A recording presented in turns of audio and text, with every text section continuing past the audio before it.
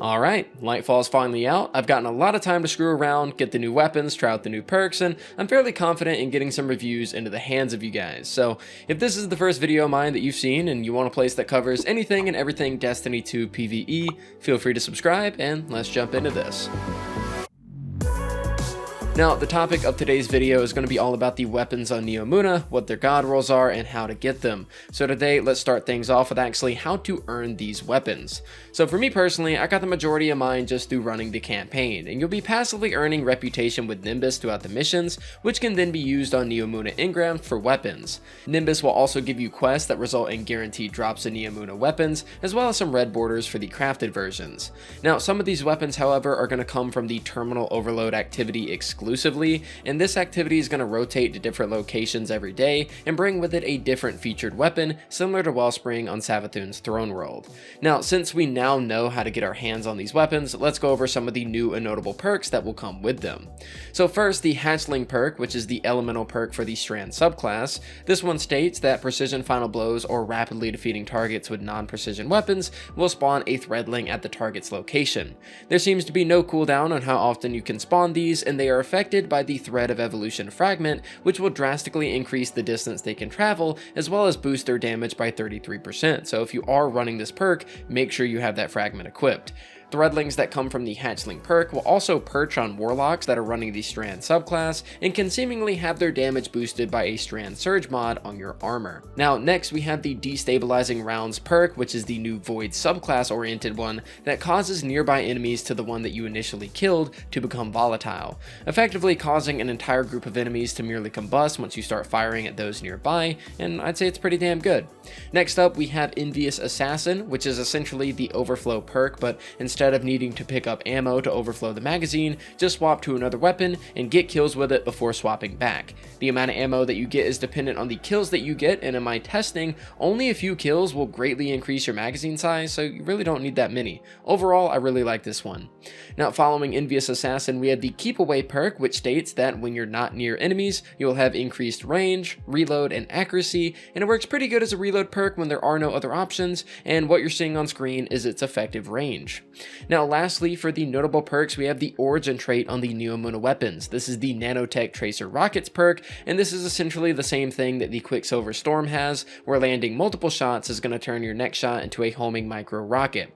In my experience though, these rockets made next to no difference in overall damage, and I mostly forgot that they existed. With all that out of the way, let's finally get on to talking about each one of these guns one by one, starting with the Philotactic Spiral, which I may have said that wrong, but I do not care.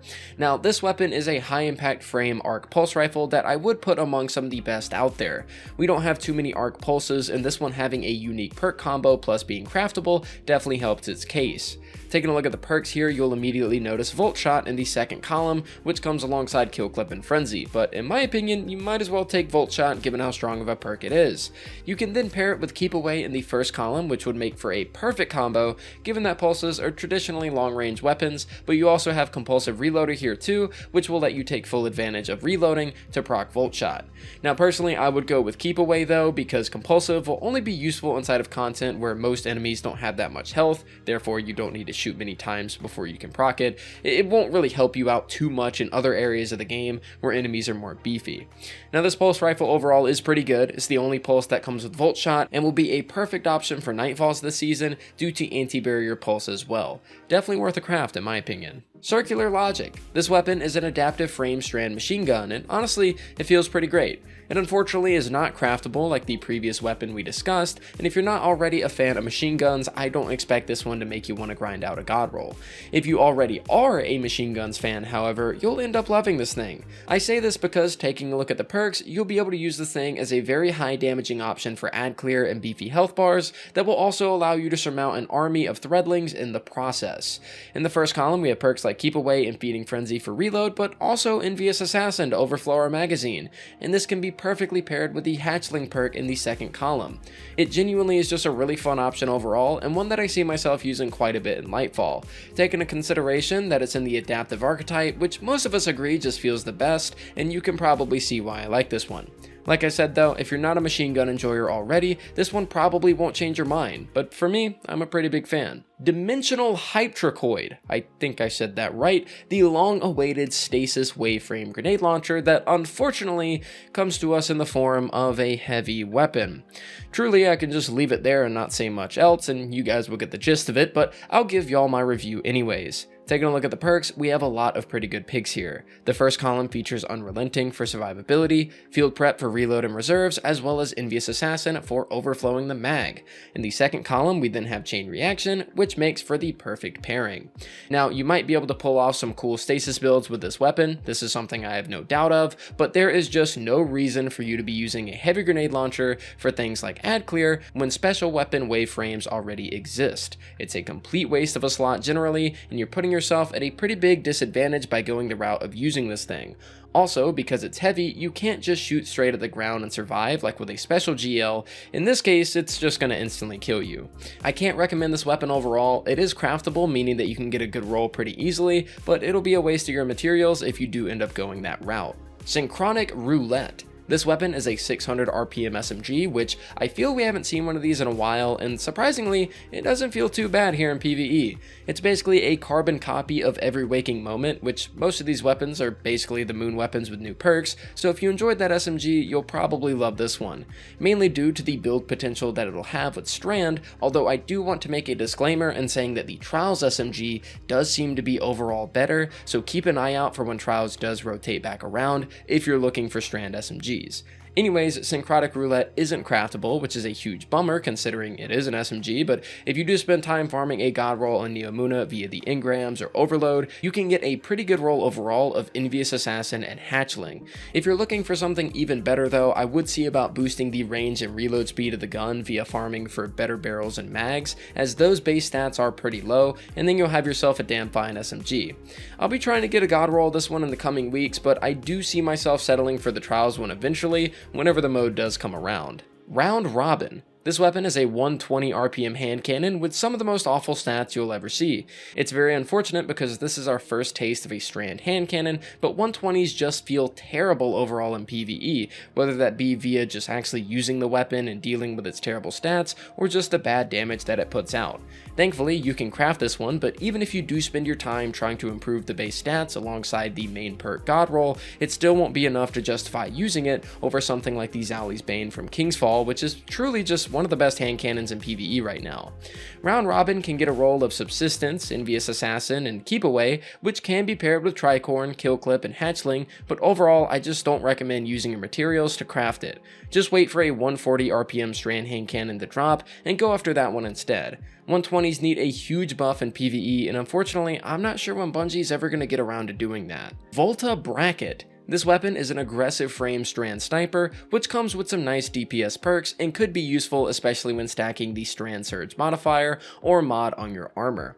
It gets triple tap and Envious Assassin in the first column, both of which are good for sustained and or ammo economy, and can be paired with Firing Line. Generally speaking, you'd rather have a faster RPM sniper when it comes to dealing DPS inside of raid situations, but this weapon overall is okay.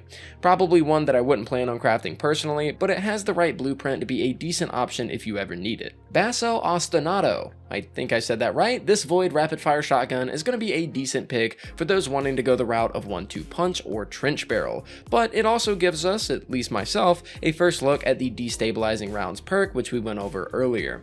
What I will say is that it is a pretty decent perk here for the sake of ad clear, but there are much better options out there for that purpose, and that perk will mainly be used on the likes of machine guns or primaries.